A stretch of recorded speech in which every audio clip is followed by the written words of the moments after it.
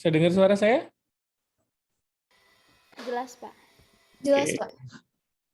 Lagi hujan nih, mudah-mudahan aman ini.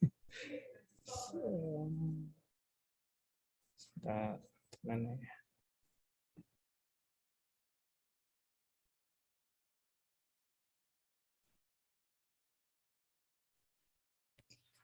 Pertemuan 16 ya, Mbak ya? Mbak Samara ya? Oke. Iya, benar, Pak. Pertemuan 16.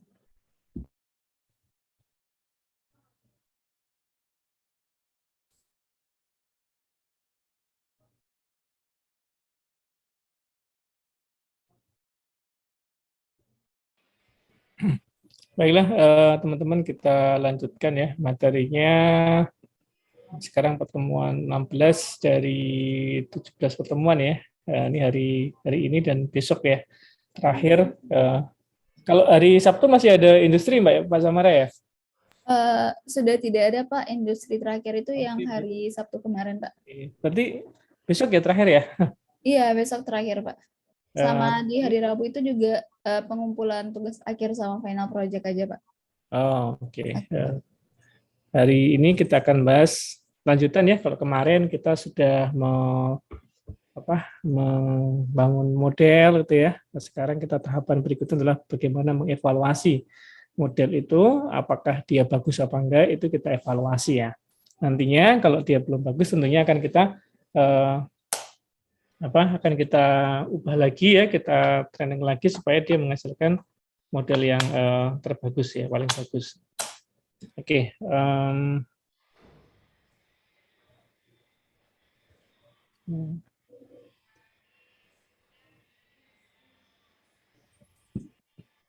Nanti ada tiga model yang diukur, yaitu model pembelajaran yang supervised learning, yaitu nanti kita akan bahas bagaimana mengevaluasi klasifikasi dan regresi.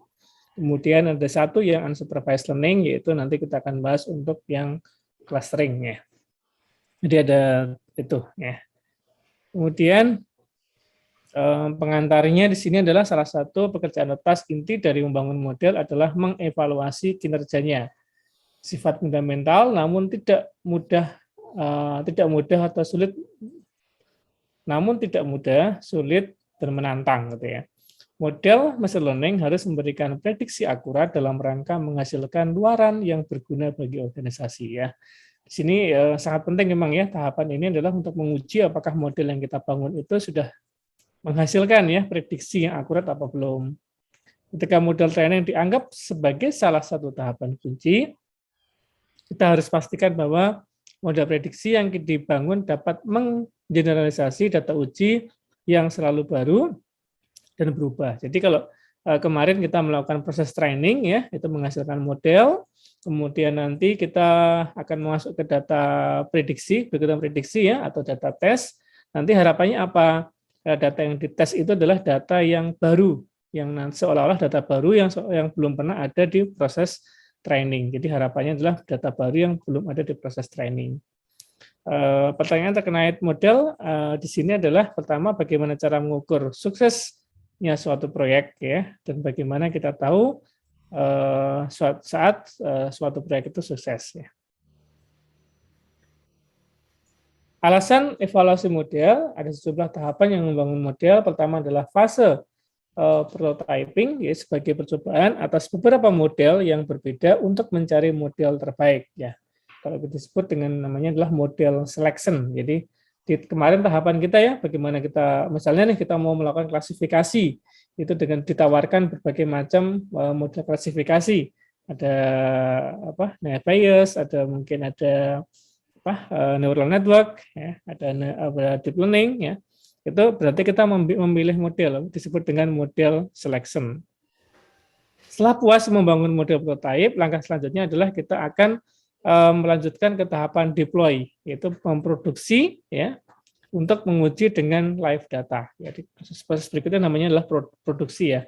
Jadi kalau kita di sini ada data historical, ya data yang kemarin yang sebelumnya kita gunakan ya, karena itu wajib ya dalam sebuah machine learning, dalam sebuah AI wajib ada data sebelumnya untuk membangun prototype. Ya, kemudian prototype tadi diuji coba dengan namanya data live ya.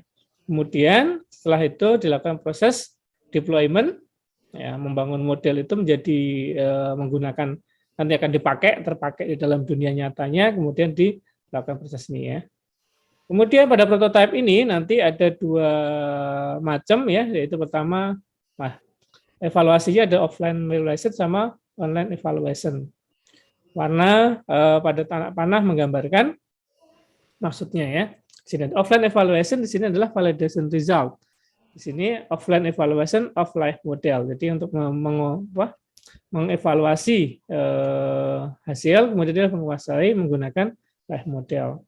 Kemudian deployment model, ya online evaluation, itu sudah membangun model itu menjadi aplikasi yang nyata, yang bisa dipakai di dunia nyata ya, artinya ya tidak hanya sebatas dicek di dalam program.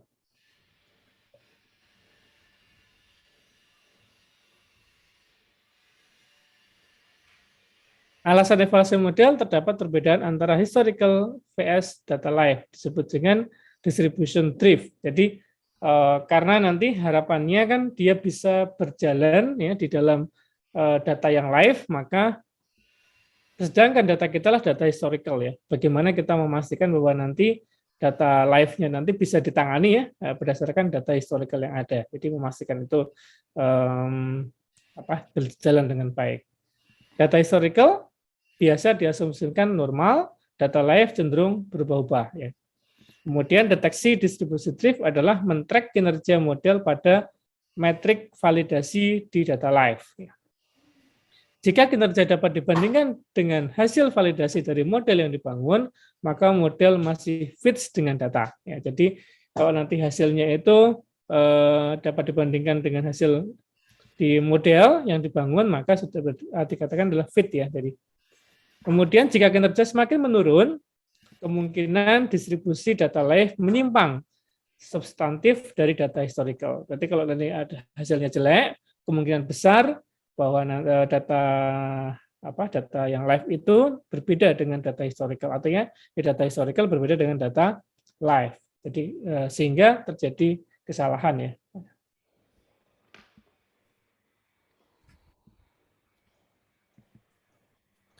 Di dalam evaluasi ada istilah bias dan variansi ya. Bias itu adalah asumsi penyederhanaan yang dibuat oleh model untuk membuat fungsi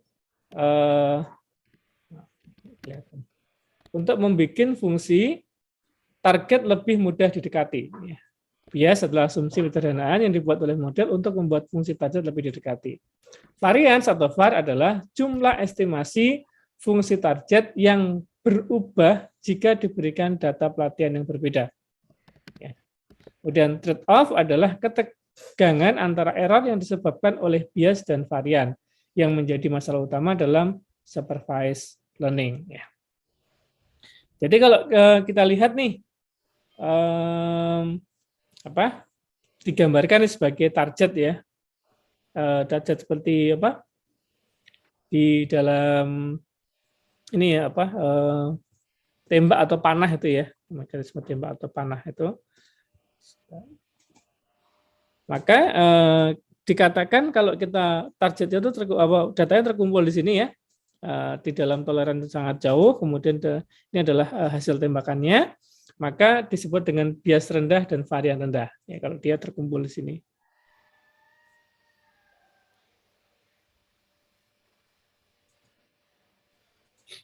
Kalau dia biasnya tinggi dan varian rendah, maka data itu terkumpul, ya, tetapi dia menjauh dari target, ya, menjauh dari target. Dia terkumpul tapi menjauh dari target. Kalau biasnya rendah dan variasinya tinggi, ya, bias rendah, variasi tinggi, maka data itu menyebar, tetapi masih di sekitaran ini ya target yang ada. Ya, bias rendah terkumpul, variasi rendah terkumpul di sini. Bias tinggi, variasi rendah, dia terkumpul, tetapi dia menjauh. Ya. Jadi kalau kita amati di sini selama variasinya rendah, ya variasi rendah, maka dia akan terkumpul ya. Variasi rendah itu akan terkumpul. Kalau biasnya rendah, maka dia mendekati target. Kalau biasnya tinggi, maka dia menjauhi dari target ini ya. Oke, kalau di sini bias rendah, variasi tinggi, berarti biasnya rendah, berarti kan biasnya itu tidak terkumpul ya, tidak terkumpul ya, tetapi variasinya tinggi ya. Di sini variasi tinggi berarti dia tidak jauh ya, dia tidak berkumpul ya, karena biasa rendah tidak terkumpul, variasi tinggi berarti dia masih di sekitar ini ya, masih di sekitar. Kalau dia rendah variasinya, maka dia akan keluar dari ini. Kemudian bias tinggi, variasi rendah seperti ini ya, artinya targetnya adalah menjauh dari target tetapi dan tersebar dengan merata. Bias dan varian, berikut adalah beberapa cara untuk menangani bias dan varian. Gunakan insting dan intuisi. Ya, ini ya. Ini kalau ini butuh jam terbang ya.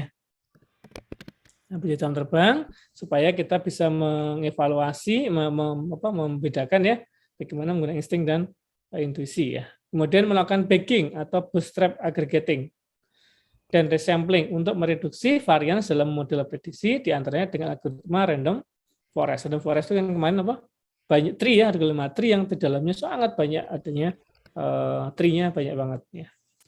Kemudian sifat asimptotik ya dari algoritma. Kemudian pemahaman lebih dalam atas bias dan varian ini sama dengan delta bias sama dengan delta complexity, kemudian delta varian sama dengan delta complexity ya.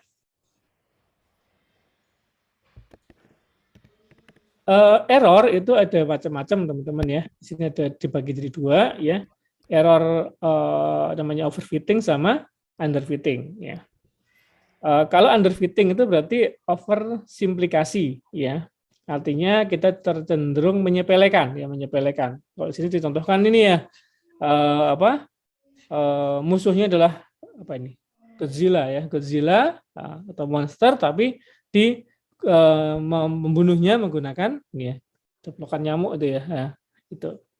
Kalau overfitting berarti apa? Melebih-lebihkan permasalahan. Jadi permasalahan itu seolah-olah permasalahan itu kecil ya, seperti yang ada di sini ya. Permasalahannya hanya musuhnya itu hanya lalat, tetapi dibunuh dengan bazooka gitu kan ya, dibunuh dengan RPG misalnya kan ini ya. Itu artinya melebih-lebihkan. Itu namanya overfitting. Underfitting itu terlalu menyepelekan ya, sehingga tidak bisa menyelesaikan. Kalau overfitting itu adalah melebih-lebihkan ya, barangnya kecil tetapi diselesaikan dengan yang sangat besar cost-nya.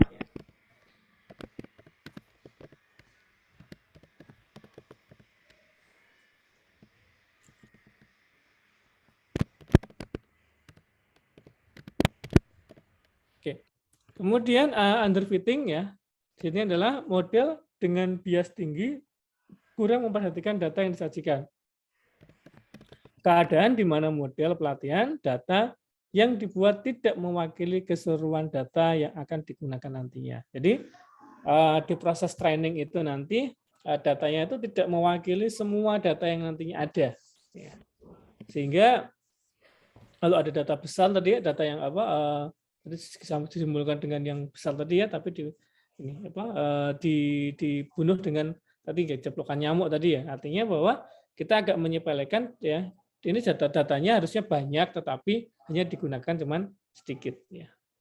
Overfitting terjadi, kalau overfitting itu underfitting ya. Kemudian overfitting terjadi karena model yang dibuat terlalu fokus pada training data set tertentu, hingga tidak bisa melakukan prediksi dengan tepat jika diberikan dataset lain yang serupa, memiliki low loss dan akurasi rendah. Jadi kalau di overfitting itu salah satu kelasnya itu memiliki data yang sangat fokus banyak ya, sangat banyak, sehingga penyelesaiannya fokus pada satu titik data saja. Ya. Kalau kita lihat di dalam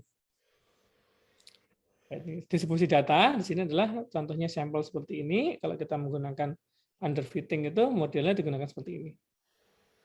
Ya, kalau kita menggunakan proper generalization maka akan menggunakan seperti ini. Nah, kalau overfitting ya kita menggunakan cara yang sangat rumit ya. Padahal sebenarnya pakai yang ini ya. Pakai yang ini udah cukup, pakai yang tengah ini sebenarnya. Kalau yang ini tadi kan terlalu menyepelekan, pakai garis lurus saja, itu kan selesai. Yang ini terlalu lebih-lebihkan, dibikin variasinya sangat sangat banyak. Ya, kalau yang ini ya simpel aja seperti ini. Ini adalah yang proper. Ya.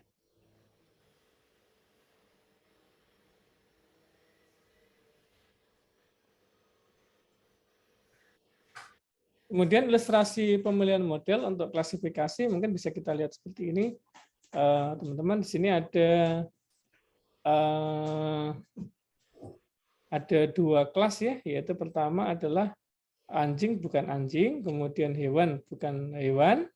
Ya, kalau kita lihat ini yang bawah terlalu sederhana, artinya apa sebenarnya? Hewan itu kan banyak banget ya, tetapi hanya diwakili dengan beberapa data saja ya, terlalu sederhana.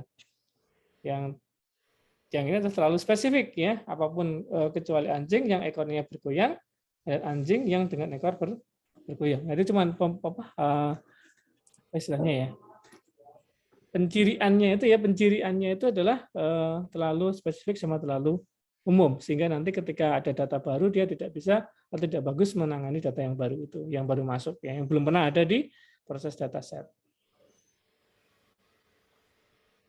Ya, ilustrasi trade-off bias dan varian dalam pemilihan model. Ini adalah high bias, itu underfitting, ya. Not animals sama animals. Kalau kita lihat di sini not animals seperti ini harusnya ini ya. Seharusnya kan ini aja ya, tetapi ada dua nih. Bad on training set, bad on testing set ya. Jadi testingnya salah, jelek juga, trainingnya juga jelek. Kalau yang bagus apa? Ya, kalau kita lihat not dogs dan dogs ya. Kalau kita lihat sini kan ini terkumpul semua adalah anjing, kemudian ini adalah yang bukan anjing. Artinya apa? Good training set sama good testing set. Jadi dua-duanya datanya bagus. Ya. Kalau yang high variance atau overfitting di sini adalah not dogs who wag their tail, ya, kemudian dogs who wear tails. Jadi artinya kalau yang menggerak-gerakkan ekor itu berarti adalah anjing, yang tidak menggerakkan ekor berarti bukan anjing gitu ya. Berarti bagus di dalam proses training set, tetapi tidak bagus di dalam testing set. Ya, itu berarti namanya adalah overfitting. Jadi jaraknya nanti berbeda ya antara di training sama di testing terlalu tinggi.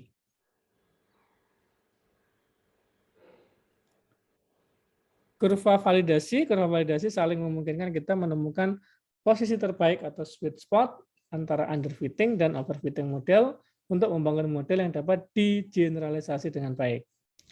Kurva validasi tipikal adalah plot error, model sebagai fungsi dari beberapa hyperparameter model yang mengontrol kecenderungan. Ya, model terlalu cocok atau tidak sesuai dengan data. Ya. Sebentar, tadi masih ada janji.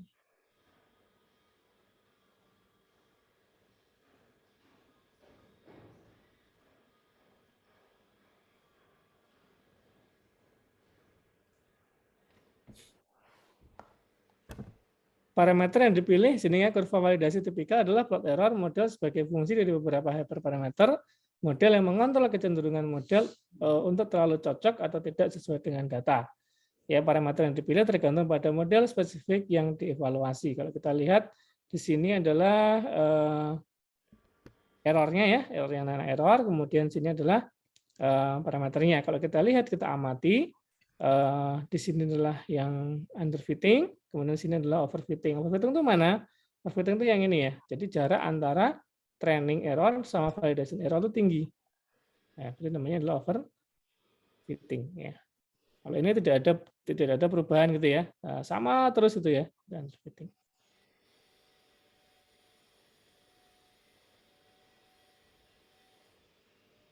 Kurva pembelajaran machine learning cara lain untuk mendiagnosa bias dan varian di dalam model ya. Memplot kesalahan model sebagai fungsi dari jumlah contoh training ya. Mirip dengan kurva validasi, kita akan memplot kesalahan untuk data pelatihan dan data validasi. Kalau kita lihat sini ada error, ada training set size ya. Kemudian training set size juga. Di sini kalau terlalu naik berarti biasnya tinggi ya. Kemudian di sini ketemunya adalah validation error sama training error. Kalau ini variasi tinggi, ya di sini adalah juga semakin kecil ya, mirip dengan ini. Ya.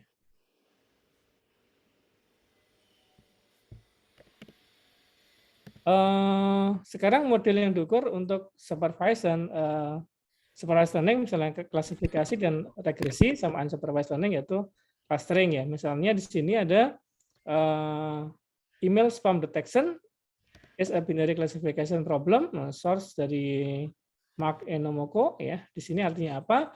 Kalau ada sebuah email ya nanti masuk spam atau tidak spam. Berarti kan ada dua kelas ya.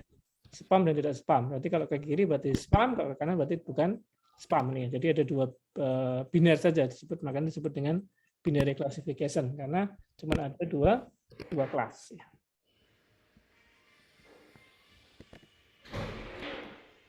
Menunjukkan persentase klasifikasi yang bernilai valid ya terhadap total klasifikasi yang dilakukan. Berarti akurasi itu adalah pertama kita harus menghitung dulu berapa jumlah prediksi yang valid ya, kemudian dibagi dengan total seluruh datanya dikalikan 100%. Itu untuk menghitung akurasi. Akurasi A adalah sama dengan prediksi valid T ya, dibagi dengan N dikalikan 100, di mana A adalah akurasi dalam persen, kemudian T itu adalah jumlah percobaan yang diprediksi valid, artinya yang diprediksi benar, dan N adalah jumlah percobaannya. Jadi jumlah yang benar dibagi dengan jumlah percobaan, seluruh percobaan, maka dia menghasilkan namanya akurasi. Contoh beberapa akurasi dari percobaan di samping ini, misalnya data aktual mangga, kemudian outputnya mangga, ya, atau ini hasil prediksi ya, berarti dari model yang kita bangun ini adalah data aslinya. Ya. Data aslinya adalah mangga, outputnya juga mangga, berarti dianggap dia adalah kesimpulannya valid. Ya. Kemudian kalau di sini data aktualnya jeruk, munculnya kok apel, berarti kan dia tidak valid.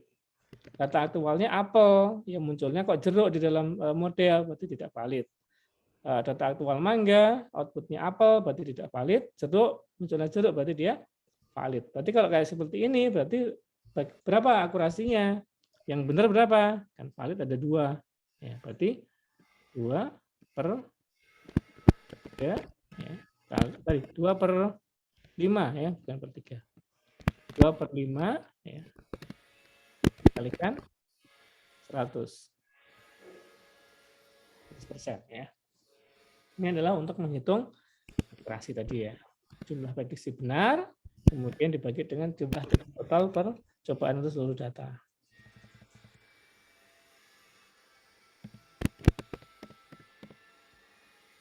Contoh lagi data aktual, data prediksi, mangga valid, jeruk, apple valid, apple, jeruk invalid, mangga, apple invalid, jeruk berarti valid.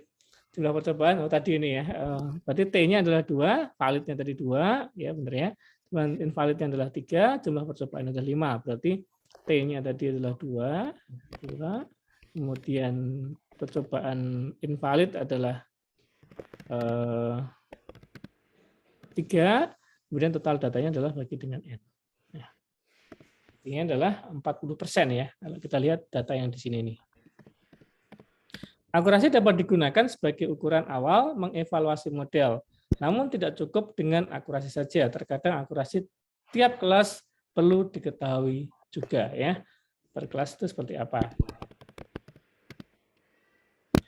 Berikut adalah contoh confusion metric untuk multi kelas. Bagaimana kalau kita mempunyai confusion metric isinya adalah banyak kelas. Tadi kan cuma 2 kelas ya, sekarang banyak kelas. Bukan metrik, namun bersifat melihat sebaran validitas percobaan atau untuk mengkuantifikasi biaya karena terjadinya kesalahan. Berguna untuk memahami perbedaan antar kelas atau klasifikasi ya. Di contoh confusion metric ya. Nanti kalau kayak gini gimana bacanya?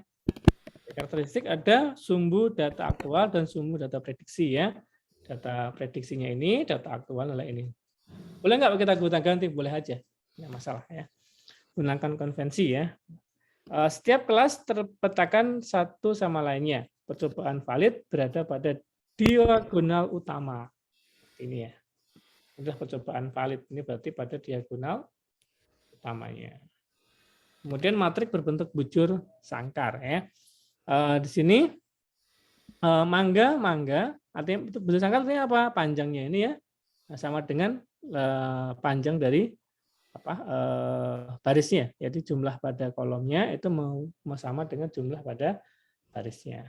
Kalau mangga dideteksi mangga, berarti dia benar. Kalau mangga dideteksi apel, gitu kan? Mangga dideteksi jambu, mangga dideteksi sebagai pear dan seterusnya. Ini cara baca seperti itu. Yang akurasinya berapa? Ya 19 tambah 22 tambah 21 tambah 23 dikurangi total seluruh datanya. Nah, berarti dia akan menjadi akurasi.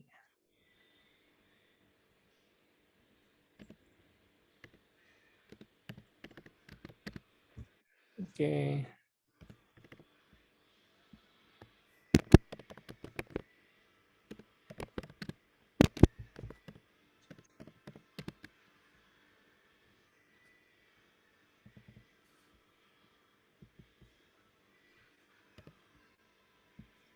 Sebenarnya ini suaranya dari mana Pak tadi Pak ya? Di-mute-kan ya kalau ada ya.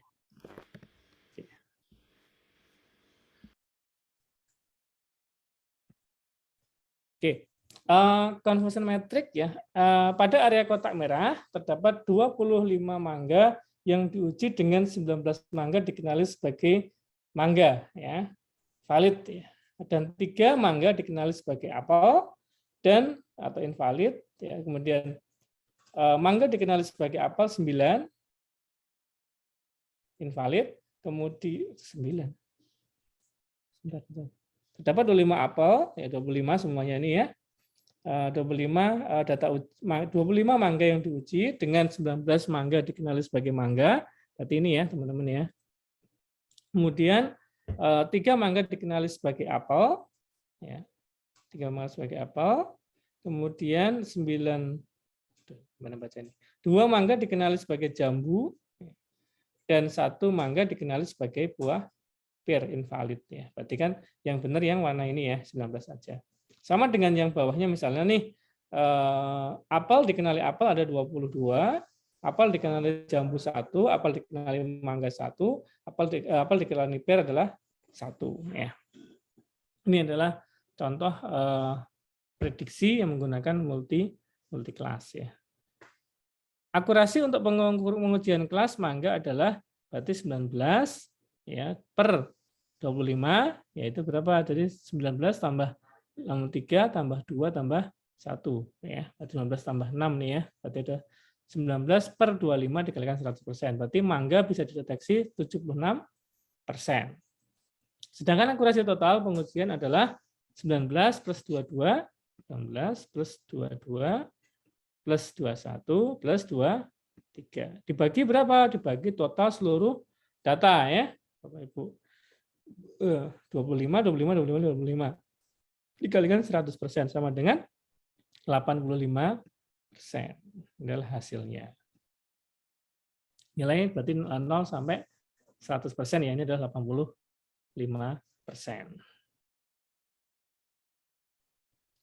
Kalau kita visualisasikan conversion metric di dalam aplikasi di Google Colabs atau mungkin di TensorFlow ya, biasanya menggunakan representasinya menggunakan grafik heat map ya, heat map. Contoh di samping adalah conversion metric pada suatu percobaan di epoch 1 ya, epochnya cuma 1. Berapa jumlah kelasnya? Ya, kelasnya kita lihat aja. 1, 2, 3, 4, 5, 6, 7, 8, 9, 10, 1, 2, 3, 4, 5, 6, 7, 8, 9, 10 ya. Berarti ada 10 kelas ya di situ ya. Data uji tiap kelas berapa? Data uji tiap kelas ya dihitung aja. Bapak Ibu tinggal dijumlahkan ini semua. Ya. Kalau kita lihat di atas 17, di bawahnya ada 17, 17 juga, 17, 17, 17, kemudian 17 juga, 88 tambah 8 tambah 1 ya 17, kemudian 11 tambah 17 juga 17. Berarti tiap data set diuji menggunakan setiap data kelas satu kelas diuji menggunakan 17 data. Ya, 17 data. Berapa jumlah kelasnya tadi berapa? 10. Kalau kita melihat isi dari conversion metric yang ada di sebelah kanannya.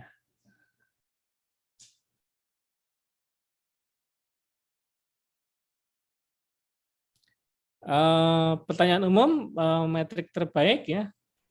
Jawabannya tergantung pada tujuan bisnis. Lihat contoh ilustrasi berikut. Filter spam, ya, kelas positif. Sebentar lagi, saya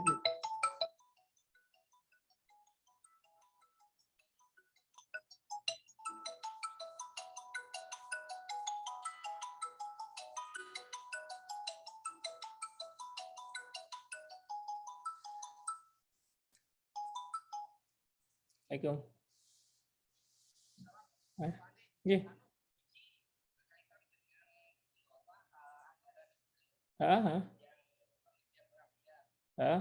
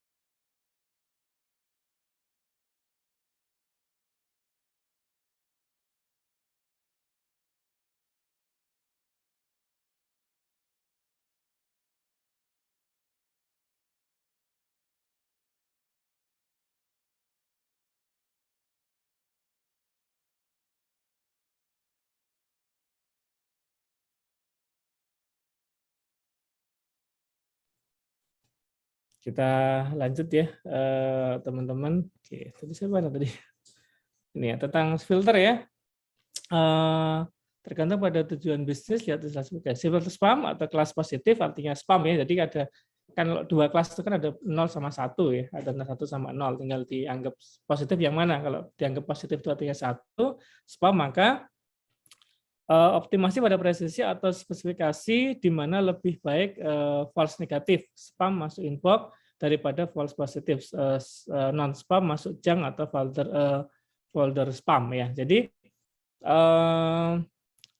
di sini contohnya adalah kita menganggapnya gini, bagus mana atau gini, lebih bahaya mana kalau spam itu masuk inbox ya, atau kita anggap bahwa gini, lebih baik ada spam masuk ke ada inbox masuk ke spam daripada, atau paling gampang gini mungkin ya teman-teman, paling gampang yang COVID dulu aja. COVID ya, COVID itu kan ada positif sama negatif ya, ada true positif, ada true negatif ya. Misalnya kita pengen gini, kita lebih yang mana, lebih mengutamakan yang mana, lebih mengutamakan orang positif dideteksi negatif, atau kita mengutamakan orang negatif dideteksi sebagai COVID gitu ya. Nah, pilih yang mana gitu kan ya. Kalau di kesehatan biasanya kan memilih mending orang negatif dipositifkan supaya apa? Supaya nanti supaya nanti ketika orang yang daripada orang positif itu dinegatifkan. Ya, hasilnya negatif itu kan lebih berbahaya, artinya penularannya lebih cepat, lebih berbahaya. Itu juga sama sebenarnya. Kita mau lebih yang mana, mengutamakan yang mana, ya. Di mana apakah false negatif, artinya spam yang masuk inbox, ya boleh masuk inbox, atau daripada false positif, not spam, ya masuk ke folder spam. Ya, berarti kita kalau di sini lebih mengutamakan di spam masuk inbox ya. Jadi artinya jangan sampai ada nanti yang artinya bukan inbox, yang artinya bukan spam tapi masuk ke spam. Itu mungkin lebih berbahaya mungkin di sininya. Artinya apa? Artinya nanti email itu tidak kebaca. Ya. Atau mending kita masuk aja ke inbox, nggak apa-apa kok ya. Nah, artinya kalau ada spam dikit masuk ke inbox nggak apa-apa, nanti kan tinggal dibuang ke junk folder ya, atau masuk ke dihapus atau dimasukkan ke sebagai spam ya. Kemudian deteksi fraud ya. Kelas positifnya adalah fraud. Kelas positifnya adalah terjadi pemanfaatan ini ya, terjadi pemanfaatan data ya, atau penyalahgunaan data. Deteksi transaksi fraud kelas positif adalah optimasi pada sensitivitas karena false positif. Transaksi normal ditandai dengan fraud, ya. Artinya normal, ada suatu saat ada normal yang kita tandai sebagai fraud, sebagai aja kecurangan, ya, lebih dapat diterima daripada false negatif, transaksi fraud tidak terdeteksi. Nah, sama dengan tadi COVID tadi ya, lebih baik mungkin orang negatif dianggap sebagai COVID daripada orang positif tidak terdeteksi sebagai COVID, itu kan. Itu tergantung dari ini ya. Kalau kita di kesehatan biasanya lebih aman. Ya tadi ya, mending orang tidak COVID dideteksi sebagai COVID ya. Kemudian di sini contohnya ya, kalau kita dibagi dua kelas, ada spam folder, ada send inbox. Berarti kan kalau spam deteksi sebagai spam, berarti namanya true positif ya, true positif ya. Spam tetapi dideteksi sebagai spam sebagai positif tadi ya. Spam sebagai positif ya, positif, maka deteksi sebagai spam berarti adalah true positif. Kemudian di sini adalah bukan spam, dideteksi bukan spam berarti namanya true negatif. Nah, ini adalah kesalahan-kesalahannya tadi ya. Oke, kemudian kalau binary classification hanya ada kelas 0 dan 1 atau valid tidak valid, true and false, positif negatif, bagus atau tidak bagus, cantik atau tidak cantik, recommended atau tidak, lulus atau tidak, spam atau bukan spam, ya hoax atau fakta ya. Nah, nanti di sini berarti cuma ada 2 kelas ya, 01 atau sebaliknya ya. Bentuk yang paling umum, satu kelas dinyatakan sebagai kelas positif menjadi fokus dalam klasifikasi, dan satu kelas lainnya dinyatakan sebagai kelas negatif ya.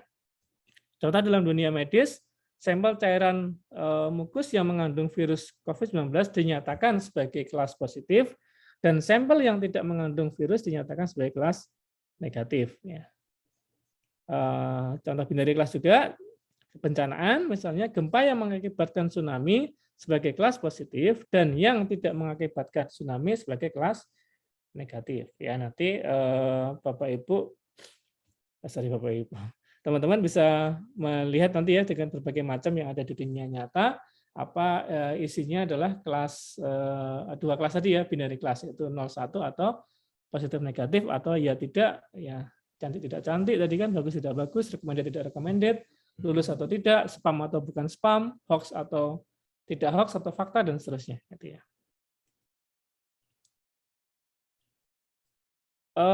Keterbatasan akurasi nih. Akurasi tadi kan salah satu mekanisme untuk mengecek ini adalah menggunakan akurasi ya. Dalam kasus deteksi pasien COVID, sebuah detektor baru, sebut saja detektor X, diuji pada 100 sampel. Sampel tersebut telah diuji dengan alat yang hasil deteksinya dijadikan acuan validitas atau disebut dengan ground truth ya, ground truth data yang dianggap benar ya. Harus ada data yang dianggap benar atau ground truth, yaitu PCR. Dari pengujian PCR, sebelum diperoleh data bahwa 90 sampel adalah negatif dan 10 sampel data adalah positif. Dengan menggunakan detektor X, ke 90 sampel negatif dideteksi sebagai negatif. Namun pada 10 sampel positif diperoleh hasil 5 sampel dinyatakan sebagai positif dan 5 sampel dinyatakan sebagai negatif. Yang 10 tadi setengah-setengahnya ada positif dan negatifnya. Padahal seharusnya dia adalah sampel positif, tetapi hasil deteksinya adalah sampel positif sama sampel negatif. Berapa akurasi detektornya? X-nya 90 plus 5 tadi kan, berarti ya 90 plus 5, karena kan yang 10 positif, 90 tadi adalah sampel negatif ya, 90 hasilnya adalah negatif, dan 10 itu adalah sampel negatifnya 5 dan 5-nya adalah positif. Berarti kan 5 negatif juga. Nah, berarti jumlahnya adalah 90 plus 5 dibagi dengan seluruh datanya, 90 ditambah dengan 10. 90 adalah seluruh data tadi ya, kemudian 10 itu adalah data pas testing tadi ya, totalnya ada 100 data. Dikalikan dengan 100. Ya, berarti hasilnya berapa? Berarti 95%. Apakah akurasi 95% itu merupakan hasil yang baik? Nah, kesalahan detektor X yang hanya pada 5% dapat mengakibatkan fatal. Apakah ada metrik lain yang menjelaskan kasus semacam ini? Ya. Kita lihat. Ya. Jadi kita positif negatif ya udah dia sama dengan tadi ya, nilai prediksi, nilai aktual, nilai yang dianggap benar, positif negatif, true positif, true negatif, false positif ya. Oke. Contoh confusion metric untuk klasifikasi biner sebagai ilustrasi kayak gini ya. Ini contohnya adalah aktualnya, data aktual, kemudian ini data hasil prediksi. Prediksi sekali lagi adalah hasil dari model atau sistem yang kita bangun ya, teman-teman ya. Kalau dia positif, misalnya positif hamil nih, kemudian ini ternyata juga hamil, berarti dia namanya adalah true positif. Kenyataannya dia hamil, dideteksi dia juga hamil, deteksi sistem ya, dia hamil, berarti dia namanya true positif. Dia hasilnya negatif, ya. Kemudian dideteksi sebagai negatif juga, ya, berarti namanya adalah true negatif. Ya, positif, negatif ya. True positif sama true negatif. Kalau yang ini gimana? Berarti ya, aslinya dia adalah positif, tetapi dideteksi sebagai negatif. Berarti kan error ya, salah ya. Aslinya dia positif, tetapi dideteksi sebagai negatif. Itu namanya adalah dideteksi sebagai negatif. Negatif yang salah disebut dengan false negatif. Kalau yang ini berarti gimana cara bacanya? Aslinya adalah negatif, tapi dideteksi sebagai positif. Ya. Deteksi apa? Positif. Berarti positif yang salah atau disebut dengan false positif. Nah, ini confusion metric. Ya, confusion metric ya metrik yang membingungkan ya. Ini perlu beberapa kali mencerna teman-teman ya di situ. Nah, kasus yang tadi itu sebenarnya di sini ya posisinya di false negatif sama false positif. Kalau cara bacanya paling gampang dicari dulu aja negatif, berarti negatif tapi bukan negatif yang salah. Gitu. Kalau ini adalah dia positif tapi positif yang salah. Ya. Yang dipakai adalah deteksi ininya ya ya kalau paling gampang ya negatif positif ukuran ini aja. Negatif berarti false, positif berarti positif. Itu yang negatif di mana ya? True ya. Oh nggak bisa ya. Sorry. True negatif nggak bisa ya, true negatif lah. Oke, berarti paling gampang dicari aja nama terakhirnya yang negatif, kemudian ternyata salah berarti false negatif. Dia aslinya adalah positif tapi salah berarti namanya false positif gitu aja. Oke, kemudian tadi ya false negatif dan seterusnya. Kita juga bisa mengekstrak dari hasil yang di sini itu menjadi beberapa hasil. Recall, ya, sensitivity, ya, true positive rate atau disebut dengan true positive rate. True positive rate berarti kan apa yang dicari true positif dibagi dengan true positif ditambah dengan false negatif. Namanya adalah recall atau sensitivity. Ya. Specificity, true negative rate. Ya, true negative rate berarti diambil dari mana? True negatif dibagi dengan false positif ditambah dengan true negatif. Ya. Jadi true positif dibagi dengan false negatif. Ya. Kalau yang TN ini true negatif berarti false positif dibagi dengan true negatif. Dipasang-pasang gini aja ya, yang sampingnya ini. Kalau false positive rate berarti false positif dibagi dengan false positif ditambah dengan true negatif. Ya. Oke. Kemudian akurasi tadi ya, berarti true positif ditambah dengan true negatif dibagi dengan true positif plus true negatif ditambah false positif tambah false negatif. Precision itu bisa diambil dari true positif dibanding ini, kemudian negatif prediktif diambil dari true negatif tambah false negatif ya.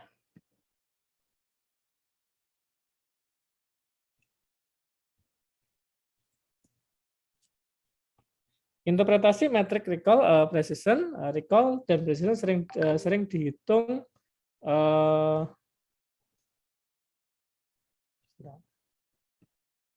bersamaan untuk menggambarkan performasi model kombinasi yang mungkin untuk keduanya.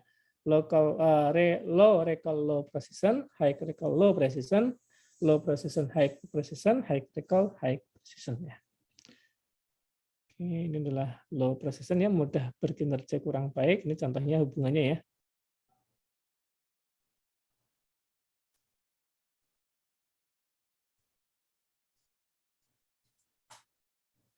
Mana yang lebih besar itu ya, bisa dilihat teman-teman.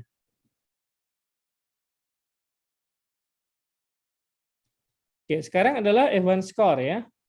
Apa Evans score itu? Mengukur keseimbangan antara precision dan recall. Ya, mengukur keseimbangan antara precision dan recall. Untuk model yang precision dan recall sama pentingnya digunakan Evans score ya. Dinyatakan sebagai F1 sama dengan 2 kali precision dikalikan recall, precision tambah recall. Jadi true positif true positif plus setengah dari false positif plus false negatif. Untuk kasus recall lebih diutamakan dengan faktor beta, maka formulasinya diubah menjadi seperti ini.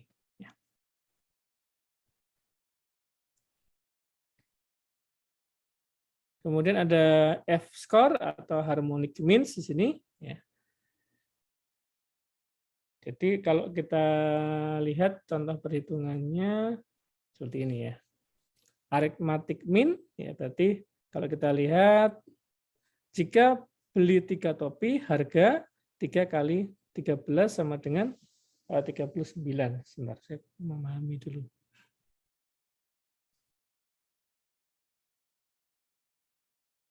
Oke. Jika beli 3 topi, harga 3 kali 13. Ya, sorry ini tadi ya, 10 tambah 7 ini ya.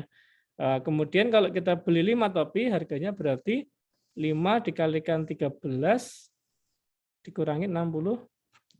Nah, saya belum maksud ini.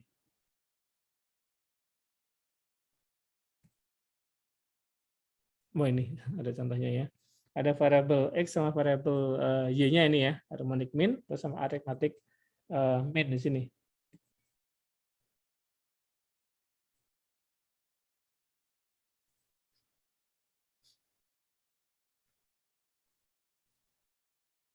Ini saya lewatin aja.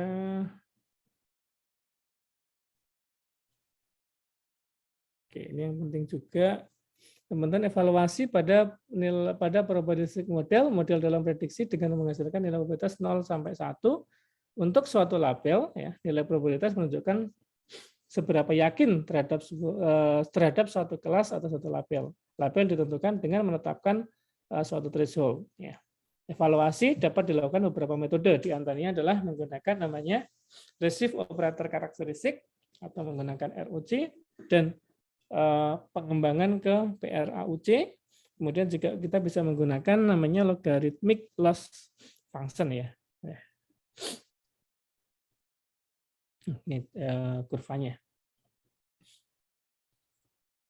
Evaluasi model probabilistic model, evaluasi dapat dilakukan metode receiver operating characteristic atau ROC, yaitu dengan memplot antara recall atau disebut juga dengan true positive rate, recall atau true positive rate sebagai sumbu minus Y, ya, Y sini ya, kemudian dan false positive rate sebagai sumbu X.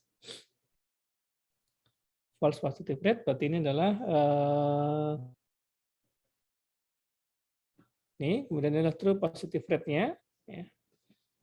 Untuk setiap threshold klasifikasi yang mungkin threshold-nya 0 sampai 1. Ya, 0 sampai 1. Area yang diperoleh dari ROC dapat digunakan analisa ROC atau AUC. Ya. Area under curve. Di ini ya.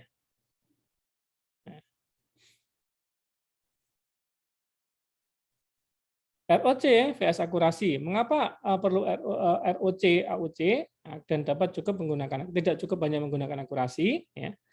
ROC AUC lebih menggambarkan secara lengkap visualisasi untuk semua threshold klasifikasi yang mungkin dari convolutional metrik yang terbentuk dari perubahan threshold yang ada ya. Jadi nanti ini adalah area nanti tuh mau masuk yang atas under curve ini ya, area of curve atau area AUC-nya ya. Akurasi hanya merepresentasikan performansi pada satu nilai threshold. Ya, hanya satu saja.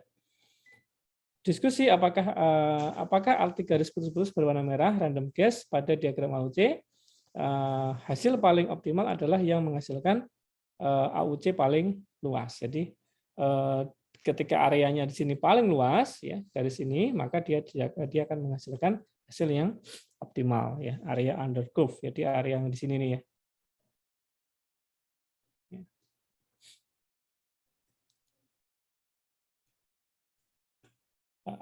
Kemudian alternatif lain PROC atau plotting antara precision sumbu X dan sumbu recall digunakan untuk kelas minoritas yang menjadi perhatian utama cukup kecil ya. Kalau kita lihat amati precision sama recall ya. PR curve force ya, kemudian kalau ini perfect ya classifier ini jarang ya kalau kita menemukan sampai seperfect seperfect ini ya.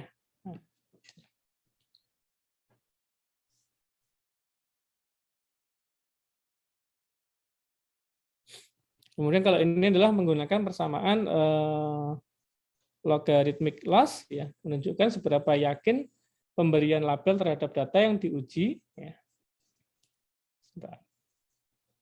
dari hasil observasi ya. Untuk setiap sampel perlu dihitung probabilitas untuk semua label yang mungkin. Nilai log loss berada di 0 sampai tak terhingga yang dinyatakan sebagai berikut ya. N adalah jumlah sampelnya, kemudian M adalah jumlah kelasnya. YIJ menunjukkan apakah sampel I adalah kelas J atau bukan. PIJ menunjukkan probabilitas sampel I dan kelas J. Ya, diskusi semacam ini semakin baik prediksi nilai log loss semakin besar atau semakin kecil. Ya.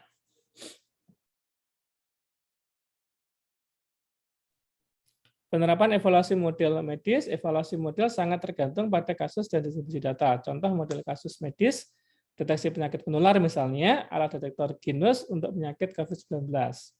Deteksi kanker misalnya, ini pemanfaatannya ya tadi ya, evaluasinya apakah tadi misalnya true positif, true negatif itu bagus yang mana, lebih diuntungkan, lebih diutamakan yang mana. Ya.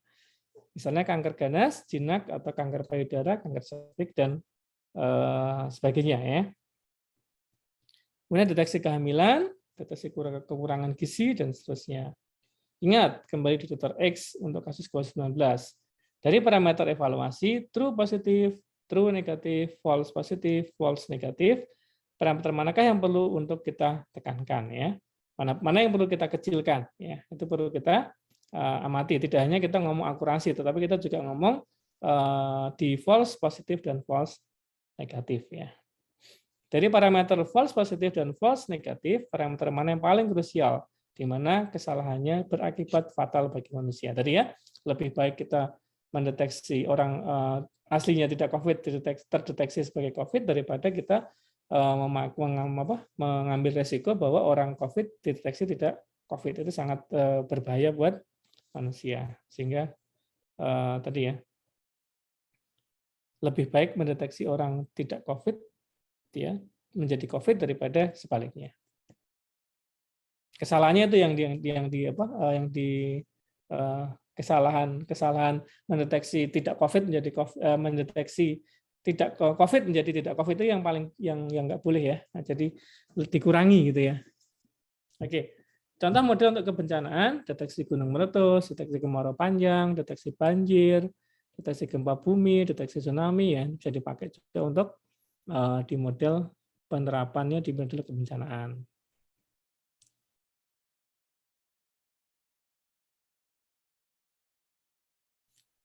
Istirahat sebentar ya, sekitar 10 menit ya, nanti kita lanjutkan.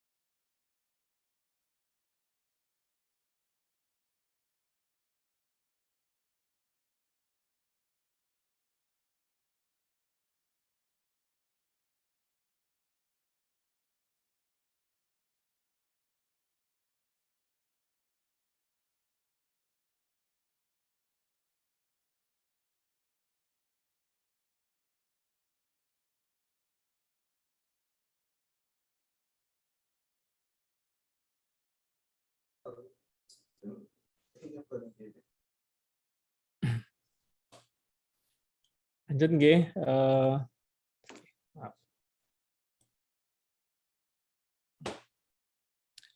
Tadi ya di bidang selanjutnya di bidang evaluasi, penerapan evaluasi model di telekomunikasi tadi ya, deteksi spam ya.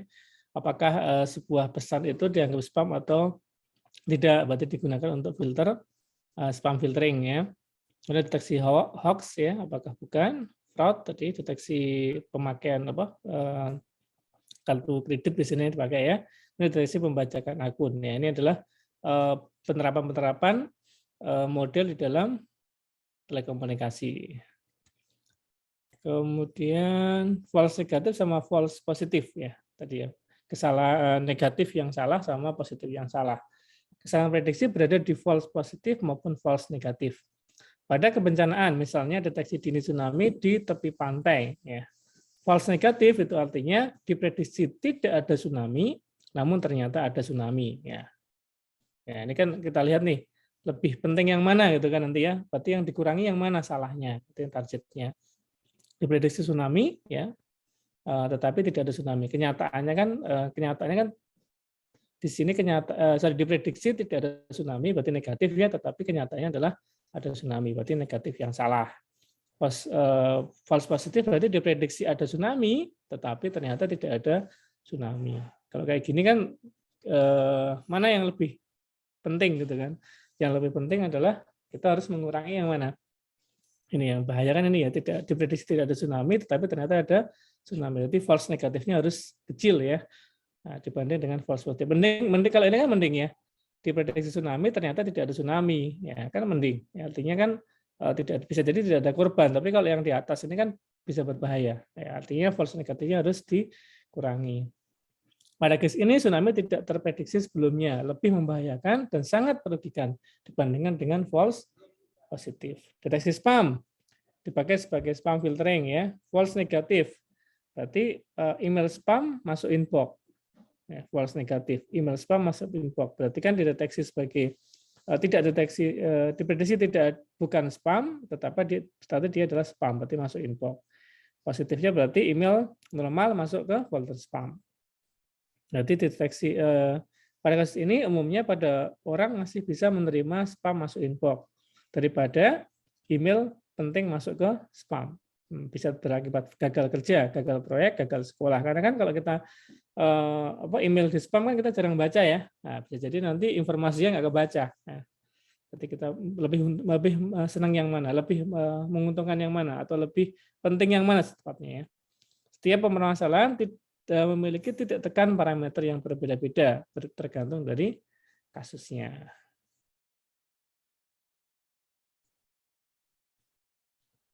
Oke.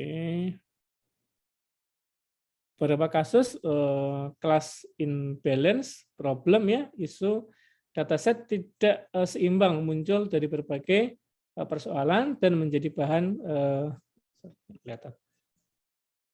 tersendiri di sini ya. Berikut contoh aplikasi data kelas tidak seimbang. Misalnya ini ya, data fiturnya ada year, ada domain, ada subkategori, ada application of machine learning dan data mining ya, where class imbalance in present ya. Berarti ada ini ya, ada ini. Kemudian jumlah kelasnya, kelas data level ada 3, kemudian internal ada 2, kemudian cost sensitif tidak ada, kemudian contohnya kemudian assemble 1. Ya, berarti kan ini artinya apa? Imbalance. Masing-masing kelas memiliki jumlah yang tidak seimbang. Ya, kalau kita tadi kan di klasifikasi tadi kan seimbang banget datanya. Kalau ini kan tidak seimbang. Ya, itu tadi ya. Alternatif pemilihan metrik untuk imbalance dataset ya. Imbalance binary classification. What do you want to predict ya? Di sini class label atau probability ya. Output classifiable important ya. Berarti kita bisa menggunakan Gmin.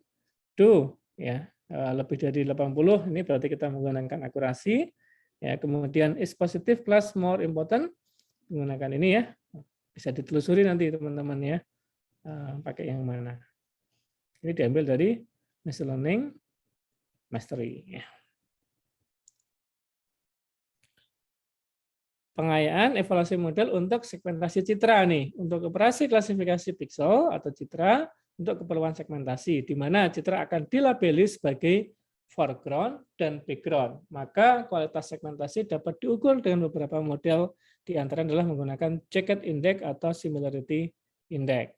Misalnya A adalah hasil segmentasi dan B adalah ground truth data. Maka ya, A, di mana A-nya?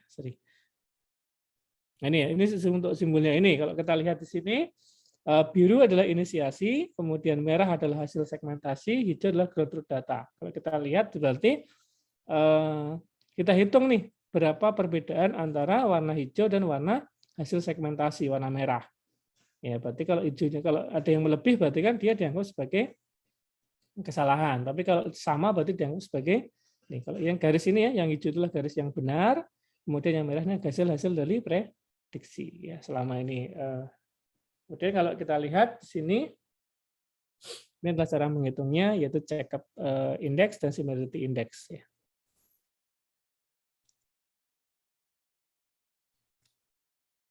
Tadi kan untuk klasifikasi, kemudian bagaimana untuk regresi ya? Model memprediksi suatu nilai kontinu bilangan real, bukan nilai discrete, ya, bukan berupa kelas, tapi tadi ya datanya adalah bentuknya adalah bilangan real, bukan bilangan kelas. Bukan kelas. Contohnya adalah harga rumah. Harga rumah itu kan bilangannya real ya, bukan kelas ya. Suhu maksimum, kekuatan gempa, harga saham, itu adalah contoh-contoh kasus untuk yang regresi. Error merupakan selisih antara nilai aktual dengan nilai hasil prediksi. Nilai aktual dengan prediksi. Kalau kita amati di sini, kalau garis merah ini adalah hasil prediksinya, kemudian yang warna biru ini adalah hasil datanya. Error dihitung dari mana? Dihitung ya ini jarak antara data ini dengan garisnya. Ya, jarak antara data dengan garis, jarak antara data dengan garis. Ya. Kalau kita lihat seperti lebih detailnya, ya ini jarak antara garis sama data, jarak antara garis sama data ini adalah untuk errornya. Yang benar gimana? Ya kalau datanya garisnya berada di data, gitu ya, berada persis pada garis datanya, atau datanya garisnya melewati data. Ya. Evaluasi untuk regresi kita bisa menggunakan mean absolute error, relative absolute error (RAE), kemudian mean square error atau MSE, kemudian relative square error atau RSI ya, kemudian root mean square error atau RMSE, ya, kemudian mean absolute percentage error atau MAP, kemudian mean percentage error atau MPE, dan R square. MAE dan RMSE akan diulas di slide berikutnya. Ini adalah contoh penghitungan adalah MAE atau mean absolute error. Ide setiap selisih error diambil nilai mutlaknya untuk selanjutnya dijumlahkan. Ya. Kemudian diskusi, mengapa nilai mutlak? Jumlah nilai mutlak semua error dibagi rata-rata dengan banyaknya sampel hingga diperoleh nilai rata-rata error, karena disebut dengan mean absolute error dinyatakan sebagai berikut. Ya, ini jawabannya apa? Kalau kita lihat kenapa mutlak, karena error tidak ada yang negatif, error selalu jarak yang berarti positif ya. MAE berarti setengah dikalikan jumlah selisih antara jumlah selisih absolut ya, antara YI dengan dikurangi dengan YJ dengan YJ head. Hasil dari prediksi, hasil dari aslinya dikurangi hasil dari prediksinya. N adalah banyaknya sampel, YJ adalah nilai aktual untuk sampel J, dan Y head J adalah nilai prediksi untuk sampel J. Root mean square error atau RMSE, ide setiap selisih error diambil nilai kuadratnya untuk selanjutnya dijumlahkan. Jumlah nilai kuadrat setiap error dibagi rata dengan banyaknya sampel hingga diperoleh nilai rata-rata kuadrat error. Untuk kemudian ditarik nilai akarnya. Karena disebut dengan root mean square error dinyatakan sebagai berikut. N banyak sampel, YJ adalah nilai aktual dari sampel J, Y head J adalah nilai prediksi untuk sampel J. RMSE sama dengan ya, setengah tadi 1/n dikalikan sigma dari YJ dikurangi YHJ, hasil prediksi, ini hasil aktualnya, dikuadratkan, dijumlahkan, dikalikan 1/n, atau dibagi dengan n, kemudian diakar. Berarti namanya RMSE, root mean square error. RMSE memiliki fungsi kuadratik yang bersifat kontinu dan dapat diturunkan atau differentiable, dan menguntungkan untuk optimasi. Ya. Untuk kasus optimasi ini bagus ya. Kenapa? Karena dia untuk bisa bisa dihitung nilainya errornya berapa. Lebih sensitif terhadap pencilan atau outlier. Ya, mengapa? Ya karena datanya cuma dihitung jaraknya, kemudian dibikin absolut, artinya seberapapun jaraknya dia akan dihitung sebagai nilai yang sebenarnya, nilai jaraknya itu. Sehingga ketika jaraknya tinggi maka nanti nilai kuadratnya juga akan semakin tinggi selisihnya. Ini tadi ya gambarannya RMSE sama seterusnya. Ya, errornya seperti ini. Ini outlier ya, karena apa? Karena datanya agak mencil jauh ya dari yang lainnya. Ini juga sama. Ya, ini jarak ini akan mempengaruhi yang lain. Jaraknya cuma dikit-dikit, ini cuma satu aja, tapi jaraknya jauh. Nah, nanti kan menjadi pembagi ya yang sangat tinggi. Ini perbandingan secara umumnya.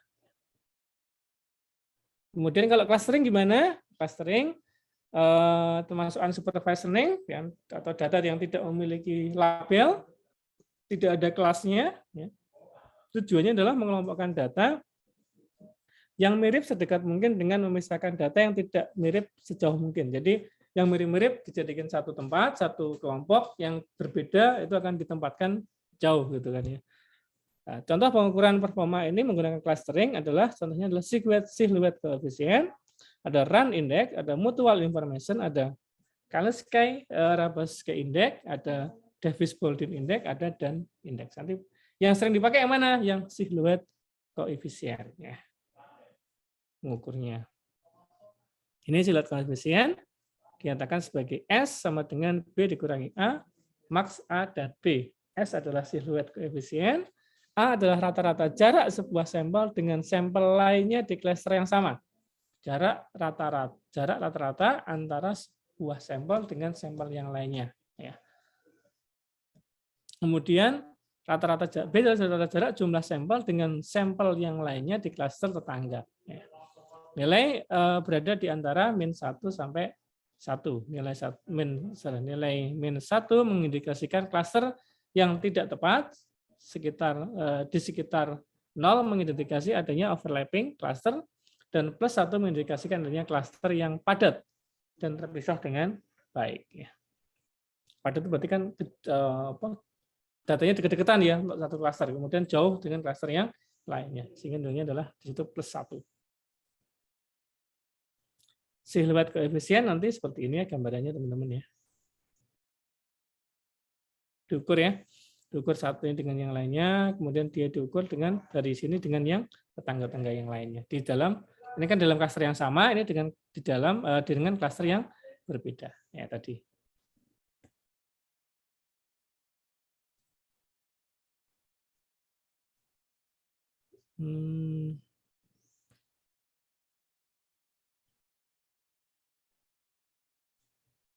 Model yang telah dibangun diharapkan memiliki akurasi yang baik. Contohnya, 2 buah model, yaitu model 1 dan model 2, dilakukan pengujian terhadap 10 data dengan hasil seperti di samping. Dengan menghitung rasio jumlah percobaan valid terhadap jumlah percobaan diperoleh. Akurasi model 1 adalah 6/. Model 1 ya valid. Dihitung validnya, kemudian dibagi dengan total datanya. Model B dihitung validnya berapa, dibagi dengan total datanya. Berarti model A menghasilkan akurasi 60%, model 2 menghasilkan akurasi 50%. Berarti mana yang dipilih? Ya, tentunya model yang lebih banyak akurasinya atau lebih tinggi akurasinya. Membandingkan model, akurasi model yang lebih tinggi belum cukup untuk data dapat diklaim bahwa model tersebut secara statistik signifikan berbeda dan lebih baik dari model yang lainnya. Ya. Untuk menghitung klaim bahwa model 1 lebih baik dari model kedua, perlu pengujian secara statistik dengan metode 2 hipotesis yang berlawanan. H0, model memiliki akurasi yang sama. H1 model memiliki akurasi yang berbeda. Pengujian statistik sederhana dilakukan dengan McNeil test ya. Untuk pengujian lainnya lebih detail silakan dilanjutkan ke pengayaan. Sorry. Ini ya model tadi ya, Neymar test. Bisa dibahas sedikit-sedikit ya, detail teman-teman ya.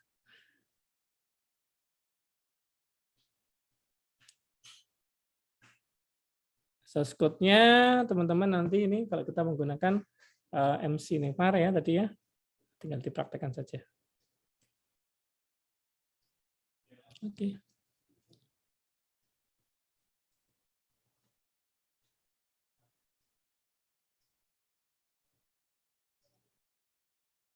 Ini tadi ini ya. Oke.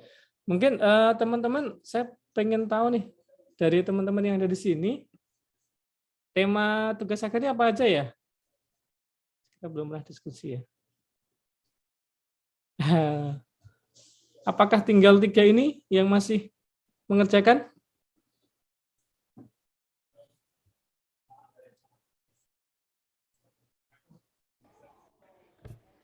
Izin Pak, kalau saya kelompok 8 tinggal berdua Pak.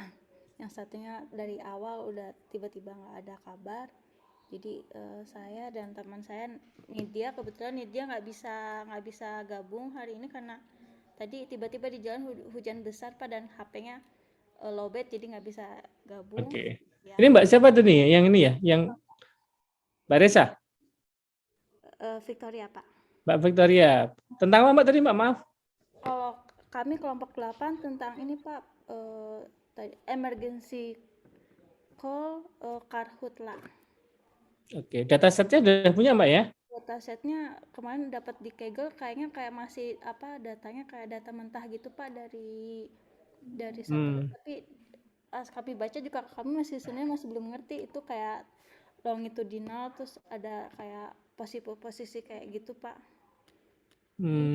Kalau pemodelannya kami juga masih belum tahu ini pakai apa, masih yang cocok apa gitu ya. Kalau Wisnu Asa saya persebaran banjir kayaknya Pak. Persebaran banjir. Datasetnya udah punya Mas? Belum lengkap, soalnya kayak belum tahu ini butuhnya apa aja gitu loh Pak. Kita ngumpulkannya kita minggu depan ya Mbak Anu ya, Mas Samara ya? apa ya? Iya Pak, deadline-nya minggu depan. Kalau menurut saya pastiin yang datasetnya ada aja ya. Tapi harus ini nggak sih? Harus ngambil sendiri atau boleh ngambil dari boleh ngambil dari Kaggle? Kemarin itu udah ditanyain ke pusat, katanya boleh Pak. Oh, kalau udah Kaggle dipastiin aja ambil yang sudah lengkap Mbak sama Mas supaya nanti memastikan aja ya kalau kita harus mengolah tadi Mbak Victoria kan harus datanya belum masih mentah, masih susah diatur lagi ya, cari aja yang lengkap dulu. Nanti kalau yang kayak gitu-gitu nanti ketika sudah nggak ada tanggungan lagi ya boleh nanti kita jenengan ngambil yang kayak gitu ya. Kalau menurut saya gitu sih. Jadi disesuaikan lagi dan data yang ada ya Pak. Tadinya kan mikirnya Pak kalau ada titik kebakaran terus langsung aplikasinya tuh kayak call ke pemadam kebakaran atau tempat badan penanggung BPBD itu ya. Gitu ceritanya sih waktu awal-awal jauh-jauh, tapi ini pas lihat datanya kayak gini terus nyambunginnya dari titik kecelakaan titik kebakaran ke itu gimana. Oh, berarti ini ya kayak sesepet itu ya, jarak terpendek, jarak tercepat itu ya. Iya Pak. Oke. Cuman data itunya, data yang emergency pemadam kebakarannya. Ya, cari di Kaggle aja teman-teman, kayaknya banyak sih itu. Source code-nya juga beberapa sudah ada, tinggal modif dikit aja. Ya. Pak. Oke. Kalau Isma Julianggi? Iya Pak, saya kelompok 5. Kebetulan yang bertahan cuma saya sih Pak. Yang 2 dari awal saya udah info Mbak Samara. Ya, saya tunggu-tunggu nggak ada respon lagi. Terus saya pakai data dari BPS Pak buat apa ya, penumpang pesawat terbang Pak. Prediksi atau apa? Iya. Jumlah penumpang gitu maksudnya? Iya betul, penumpang pesawat terbang. Jadi ntar mungkin nextnya jadi ada persebaran Pak, jadi nggak di bandara utama Pak, jadi setiap bandara kecil mungkin ada. Kayaknya itu aneh ya, maksudnya ke regresi nanti ya. Iya Pak, Oke. tapi ya karena terkendala cuma sendiri ya Pak. Ini semuanya dari komputer atau ada yang dari non komputer? Saya informatika, teman saya matematika, Pak. Yang sekelompok. Oke. Jadi Mbak Risnu yang ngomong ya? Oke. Mas Isma dari mana Mas? Saya dari teknologi informasi Pak. Oke. Pak Mas Risnu? Saya sistem informasi, Pak. Oh, berarti ada komputer semua. Yang non komputer kayaknya kemana ada anu Pak ya? Kelompok saya fisika. Oh, fisika nih ya. Oke. Gimana Pak? Kemarin kan ada yang dari fisika sama dari apa ya? Biologi ya? Iya Dan- ada Pak. Cuma beberapa dari mereka juga udah ada yang ngundurin diri Pak. Katanya materinya terlalu berat gitu, terus belum kegiatan kampusnya juga. Jadi Iya sih. Ya. itu alasannya Pak. Oke, selamatlah buat mas-mas sama mbak yang masih bertahan nih ya. Mudah-mudahan sampai selesai nanti bisa dipakai ya. udah ngikutin lama nanti kalau nggak bisa dipakai kan. Udah ngebayanginnya kayaknya susah kalau deploy. Besok Deploymentnya kalau besok ya. Besok, tapi bukan sama saya, sama Pak Anggit ya. Kayaknya nanti kita pakai Flash sama Heroku ya masalah ya. ada aplikasinya, Pak. Ada tempat khusus buat deploy-nya, Pak. Jadi gini nanti model yang telah dibangun tadi ya, nanti tinggal di load aja di Flash atau di Heroku itu. Jadi membangun modelnya bisa menggunakan Google Colab, bisa menggunakan TensorFlow, bisa menggunakan Jupyter. Kalau udah jadi modelnya kan disimpan ya.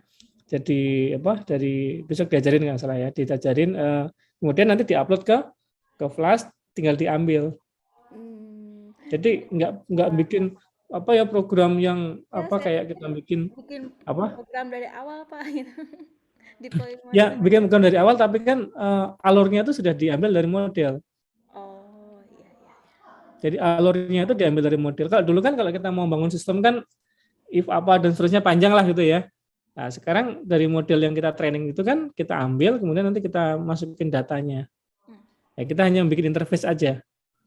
Oh, iya, Pak. Interface, kemudian dimasukin ke model kita, dideteksi. Misalnya nih, kalau kita mau membangun aplikasi pakai deteksi COVID nih, ya nanti kita training dulu datanya di Google Colab atau di Jupyter, kemudian di-save modelnya, nanti tinggal di-copy ya modelnya ke Flash tadi, kemudian nanti diambil, di-load, kemudian dimasukin data baru. Ya. Masukin data baru, dicek dia hasilnya apa. Jadi kayak gitu, kita lebih cenderung membuat interface-nya ya, nanti di dalam atas deployment-nya. Cari aja nanti Flash sama Heroku ya, kalau misalnya ada waktu di YouTube ya, cari aja Flash sama Heroku, itu adalah implementasi. Jadi tidak harus bikin TensorFlow di PHP ya, itu nanti nggak mungkin. Ya, PHP, bikin PHP atau bikin apa? Enggak. Nanti tetap pakai Python, nanti jadi alur programnya tadi di model tadi, jadi kan nggak usah bikin alur program lagi, ya tinggal menggantikan inputnya. Kalau dulu kan inputnya kan sekarang masih misalnya file ya, masih dalam tabel ya. Nanti kan inputnya dari textbox itu dimasukkan ke model, ada hasilnya. Jadi programnya itu sekarang model itu tadi ya, model itu tadi yang jadi programnya. Itu bedanya machine learning sama program yang lama. Kalau jenengan mungkin pakai PHP biasa itu kan ya harus bikin if banyak dan seterusnya ya, nanti enggak. Kalau dengan machine learning tadi, dengan pembelajaran learning tadi, itu menjadi model itu seperti alur program. Terus juga Pak, untuk yang minggu kemarin tuh sama Kak Samara, mulai yang TM14 tuh langsung kosong gitu Pak, jadi lama banget ini ngerjain tugas mandirinya. Kan biasanya cuma ngisi yang titik-titik kosong, kalau ini kayak cuma dikasih komen terus kosongan aja Bang.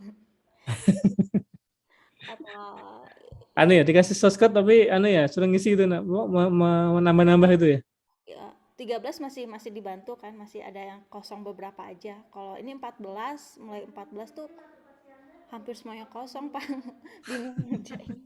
Masih belum, itu juga kan yang Bapak jelaskan tuh CNN ya Pak ya, ANN. ANN.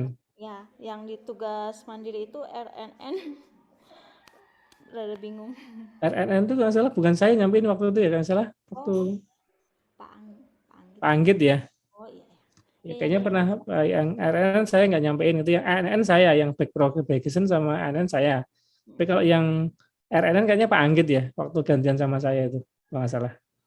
Iya, sama ini Pak, kalau ini atau sama Kak Samara, kalau ini jadi jadwalnya minggu ini seperti apa? Sama yang itu kayak ada tes akhirnya itu seperti apa ya? Gimana Kak Samara? Oh gitu Pak. Nanti kalau untuk masalah tes akhirnya tuh bakalan di-invent kok Pak. Nanti ada jadwalnya, nanti dibukain juga di hari itu. Belum bisa dikasih bocoran juga Pak. Oh, berarti sekarang yang minggu ini kan sampai besok aja ya berarti Mbak Samara ya? Ya sampai besok. Nah Oh, terus nanti Sabtu juga nggak ada, terus nanti tinggal nunggu ujiannya ya, informasi ujiannya gitu ya. ya benar Pak. Ya, ya. Oke. Oh iya Mbak-Mbak, Mbak Samara dan kawan-kawan, mungkin saya hari ini sampai sini ya, artinya besok saya diganti Pak Anggit ya. Saya gantian sama Pak Anggit, mungkin karena ini adalah pertemuan terakhir saya dengan teman-teman semuanya, kan saya lebih banyak di kelas ini ya, masalah ya. Iya benar Pak. Berapa yang tidak bisa, ya mungkin saya pesan aja, mungkin teman-teman silahkan dilanjutkan ya, aninya apa belajarnya, karena belajar nggak mungkin cuma sekali seperti ini aja, nanti kan yang penting sekarang tertarik teman-teman, kemudian nanti detailnya akan dikembangkan teman-teman sendiri ya. Kalau bisa nanti buat tugas akhir lah, buat skripsi ya.